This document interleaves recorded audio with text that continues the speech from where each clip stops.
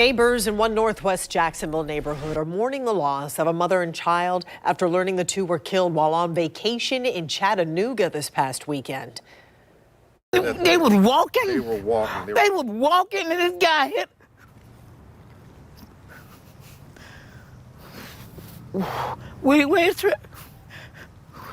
When he going on track? I would like to be there.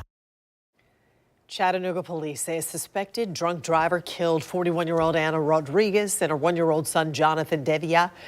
Anna's husband Octavia Devia was left critically hurt. News4Jax reporter Eric Avanier was a news reporter in Chattanooga before coming to Jacksonville. So Eric, you're familiar with the area where this crash happened. Yeah, that terrible crash happened in the North Shore community of Chattanooga. Now, it's a trendy little area right along the Tennessee River where both tourists and locals go to shop and eat at mom and pop businesses. It's also a place that's known for heavy foot traffic along Fraser Avenue.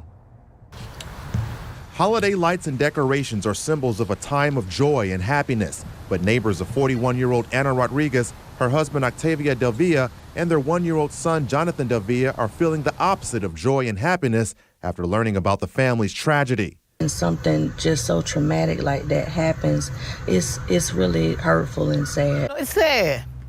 I mean, that's all I got to say about it. I'm really upset. This past Saturday, the family was visiting Chattanooga when they were hit by an out-of-control minivan that later crashed into a building. Business owners on this North Shore strip say it happened so fast. I heard the crash before I exited to the streets. As I turned around, it was really a blur. I heard the crash. We felt the building shake almost like an earthquake, and we heard a big boom. Chattanooga police say 44-year-old Randy Vega of Tampa, Florida, was driving under the influence along Fraser Avenue when he collided with a truck before leaving the roadway and striking Anna Rodriguez and her family. Anna and her 1-year-old son died at the hospital. I mean, a baby, man. It was a baby. Anna's husband was last listed in critical condition. Vega was also taken to the hospital with non-life-threatening injuries. Police say once he is released from the hospital, he will be booked into the Hamilton County Jail on charges that include 2 counts of vehicular homicide by impairment, aggravated vehicular assault by impairment, DUI, reckless endangerment, and reckless driving. Meanwhile, back in Jacksonville, folks we spoke with talked about why they enjoyed having Rodriguez and her family around as neighbors. They were sweet people. They looked out for you if they could, when they could. They cared about you. They were just as friendly as they can be. I mean, from a different culture in a neighborhood, a majority of blacks, they were family. I saw some lights up down the street and me and my kids drove by and we looked at the lights and we just say, oh, everybody's in the Christmas spirit. It's that time of the year. But to hear that that's, happened, it's heartbreaking.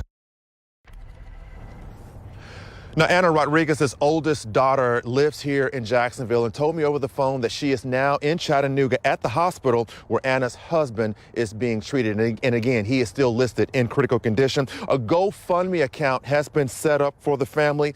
We have posted a link to that account on our website, news4jax.com. Reporting live, Eric Avanier, Channel 4, the local station. Eric, thank you. Earlier this evening, Anna Rodriguez's brother-in-law, who's also from Jacksonville, spoke to Chattanooga city leaders. He and many others urged council members there to improve the safety of that sidewalk where Anna and her son were killed. You have the power to honor my family. You have the power to prevent other accidents. And that's just ask you to prevent other accidents, please. The people who spoke at the meeting say the sidewalks along Fraser Street are just too narrow and offer little protection for pedestrians.